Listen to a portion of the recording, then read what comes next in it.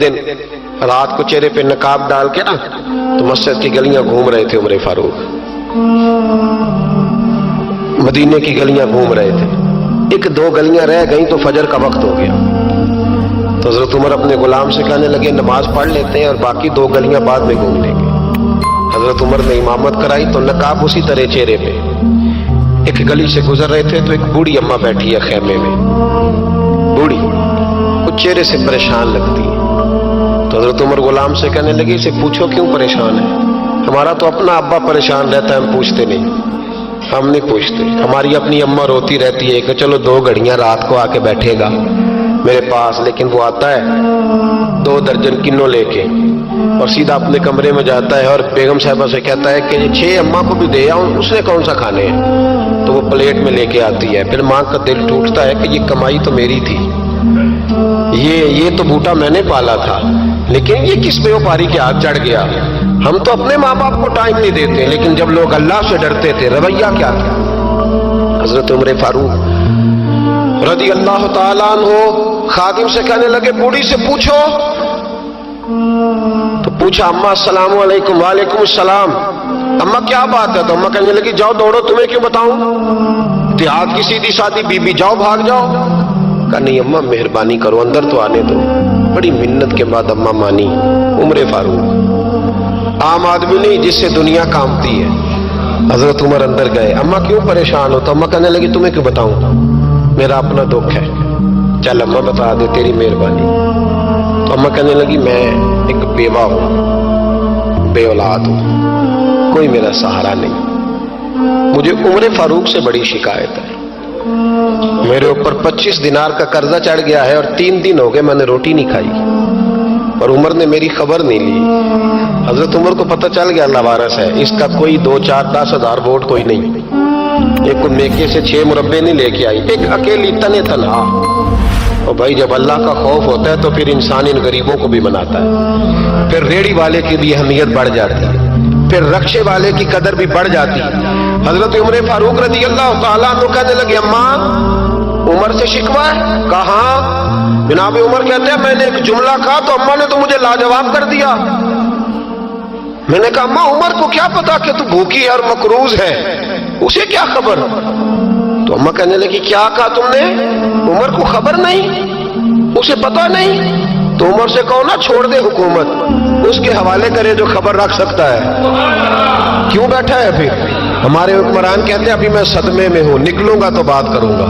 نہ ادھر ادھر کی تو بات کر، یہ بتا کہ قافلہ کیوں لٹا. مجھے رہزنوں سے غرض نہیں، تیری رہبری کا سوال ہے. ہاں تجھے جواب دینا پڑے گا. حضرت سیدنا عمر فاروق رضی اللہ تعالیٰ عنہ سے اماں کہنے لگی نہیں خبر رکھ سکتا تو حکومت کیوں کرتا ہے، چھوڑتا کیوں نہیں؟ تو حضرت عمر کہتے ہیں میں کانپنے لگا. دوڑے گئے جناب عمر. میں نے کہا اس اماں کا 6000 ووٹ نہیں کہ اس کی قدر کی جائے. یہ اماں کوئی بہت آکسفورڈ یونیورسٹی کی ڈگری ہولڈر نہیں کہ اس کی بات مانی جائے کہ لاوارث اور بیوہ بی بی. عمر دوڑے گئے، گھر سے اناج کا تھیلا کندھے پہ رکھا، 25 دینار بھی لیے، پکا پکایا کھانا بھی لیا. خادم کہنے لگا حضور مجھے دے دیں میں اٹھا لیتا ہوں. تو حضرت عمر فرمانے لگے چل وعدہ کر قیامت کے دن بھی میرا بوجھ اٹھائے گا. کہنے لگا جی نہیں وہاں نہیں اٹھا سکتا. فرمایا پھر آج بھی نہ اٹھا، مجھے ہی اٹھانے دے، یہ میرا بوجھ ہے تو مجھے ہی. اماں کے سامنے 25 دینار بھی رکھے. پھر اماں کو حضرت فاروق اعظم نے 2 مہینے کا راشن بھی دیا، پھر پکا پکایا کھانا بھی دیا. معمولی آدمی کی بات نہیں کر رہا، 24 لاکھ مربع میل کا حکمران. حضرت عمر مدینے میں بیٹھ کے کبھی للکار دے تو کیسر و کسریٰ کی ٹانگیں کانپے. جناب عمر فاروق رضی اللہ کھانا کھلا کے اماں چارپائی پہ تھی تو عمر نیچے بیٹھ گئے. کہنے لگے اماں چل عمر کو معاف کر دے، چل جانے دے، کوئی عرض نہیں، بیچارے کو پتہ نہیں چلا. تو اماں کہنے لگی تو نے پھر عمر کا ذکر چھیڑ دیا.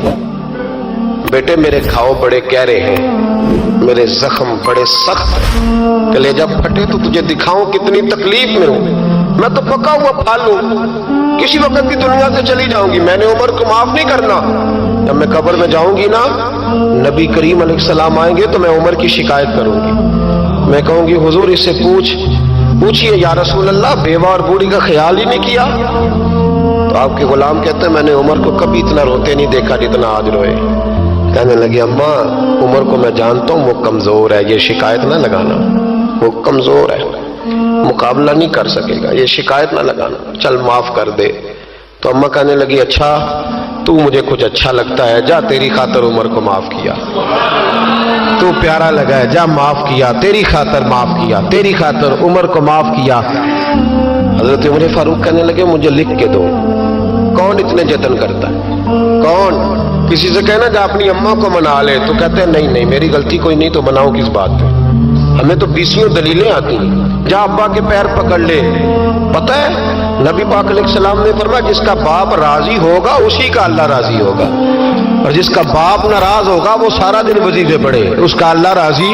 یہ ابو داؤد شریف کی حدیث ہے. نا جی بڑی مہربانی, پیسے نہ لائیے گا آپ, اب بات سنیں, وہ بھی میں سمیٹنے کی طرف آ رہا ہوں, ختم کر رہا ہوں, آپ میری بات پہ توجہ رکھیں. عزیز بھائی, نبی کریم صلی اللہ تعالی علیہ وسلم نے جو اپنے غلاموں کی تربیت کی تو حضرت عمر فاروق کہنے لگے لکھ کے دو, لکھ دو. تو اماں کہنے لگی آپ لکھیں میں سائن کر دیتی ہوں, آپ لکھ دیں میں سائن کرتی ہوں.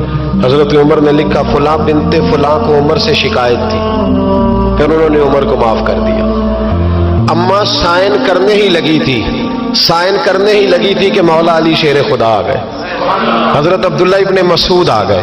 اوہو عمر یہاں بیٹھے ہوئے ہو, میں سارے مدینے میں تلاش کر رہا تھا, یہاں بیٹھے ہو, وہ کچھ لوگ ملنے آئے, نکلو. اماں نے سنا کہ یہ عمر تھے تو اماں اٹھ کے کھڑی ہو گئی. آئے ہائے عمر تھے, آپ عمر تھے. تو جناب عمر کہنے لگے اماں تو نے جو کہا ٹھیک کہا, لیکن اپنے وعدے پہ قائم رہا, یہ ذرا سائن کر دے. اماں نے سائن کیے تو حضرت عمر فاروق فرمانے لگے علی آ گئے ہو تو بطور گواہ تم بھی دستخط کر دو. عبداللہ ابن مسعود تم بھی بطور گواہ جب سائن ہوئے تو جناب عمر نے رکا لپیٹا اور مولا علی شیر خدا سے فرمانے لگے علی یہ رکھ لو, مجھے لگتا ہے میں تم سے پہلے دنیا سے جاؤں گا, اور جب میں پردہ کر جاؤں نا تو یہ رکا میرے کفن میں رکھ دینا. اگر حضور علیہ السلام نے پوچھا نا میری امت کے ساتھ کیا سلوک کر کے آئے ہو, تو رکا نکال کے کہوں گا یا رسول اللہ ایک بوڑھی ناراض تھی میں اسے بھی راضی کر کے آیا, حضور یہ میں راضی. بھائی جب تک ہم اللہ سے نہیں ڈرتے معاشرہ اصلاح پذیر نہیں ہو سکتا. جب تک یہ وظیفہ پک نہیں جاتا کہ اللہ میرے ساتھ ہے اور اللہ مجھے دیکھ رہا ہے, تب تک حالات بہتر نہیں ہو سکتے. جب انسان یہ وظیفہ پکا لیتا ہے تو پھر چونٹی پہ بھی ظلم نہیں کرتا.